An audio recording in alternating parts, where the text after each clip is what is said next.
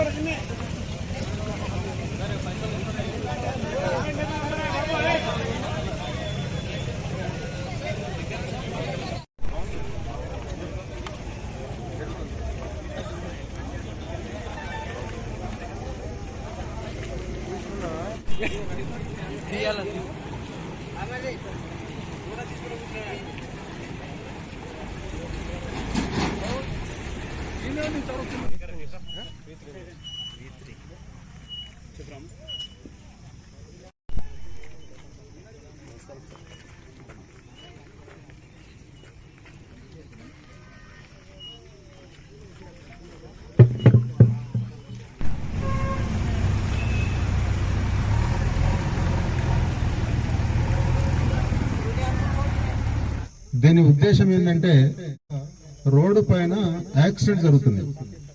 అయితే మీరు ఎప్పుడో పేపర్లో చూస్తున్నారు, టీవీలో చూస్తున్నారు, మళ్ళీ అది తెల్లారి మర్చిపోతున్నారు.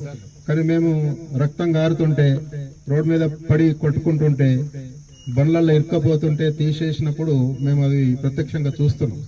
అంటే ఒక మనిషి చనిపోతే ఇంట్లో పెళ్ళైన అతనైతే వాళ్ళ భార్య పిల్లల పరిస్థితి, పెళ్లి కానతనైతే పెంచి పోషించిన తల్లిదండ్రుల పరిస్థితి, ఆ కుటుంబం పరిస్థితి ఒక్కసారి మీరు ఊహించుకోవాలి.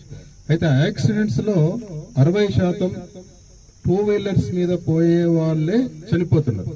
అది ఓవర్టేక్ చేసే టైం కావచ్చు, లేకుంటే వేరే వెహికల్ ను వెనక నుండి గానీ ముందు నుండి గానీ గుద్దడం కావచ్చు, పోల్స్ కు గుద్దడం కావచ్చు, సెల్ ఫోన్ నడుపుతుంటే కింద పడి చనిపోవడం జరుగుతుంది. నిన్నగాక మొన్న ఇక్కడ మోత్కూరులో బషీర్ అని ఒకతను ఆటో డ్రైవర్, అతను ఇంకొకతను అక్కడ కుల్కచర్లకు పోయినారు, రాత్రి భోజనం చేసి మళ్ళీ వస్తుంటే పోల్కు ఎలక్ట్రిక్ పోల్కు కుద్దాడు. హెడ్ ఇంజరీ అయింది, అక్కడే స్పాట్ డెడ్. ఆయన 29 సంవత్సరాలు ఉంటాడు. అంటే పిల్లలు 2-3 పిల్లలు ఉంటారు. ఒక 30-40 సంవత్సరాలు తండ్రి లేని లోటు పిల్లలకు ఎట్లా ఉంటుందో ఒకసారి మీరు ఆలోచించారు. ఈ విధంగా 60% 2 వీలర్స్ నడిపే వాళ్ళే రోడ్ల మీద యాక్సిడెంట్స్ అయితే చనిపోతాయి.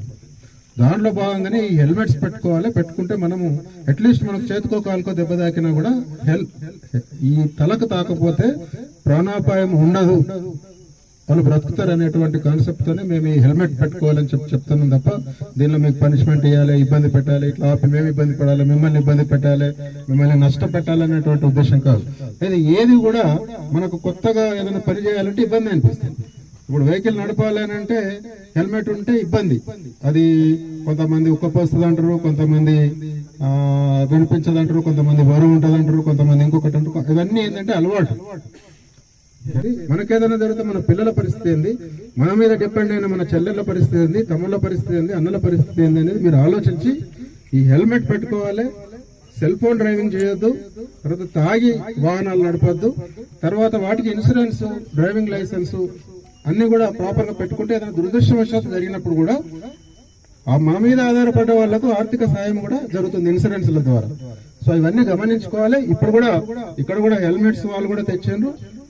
అందరు కూడా లేని వాళ్ళు హెల్మెట్స్ కొనుక్కోండి, ఇంటి దగ్గర ఉంటే తెప్పించుకోండి, అది పెట్టుకొని సేఫ్ గా ఇంటికి పోండి.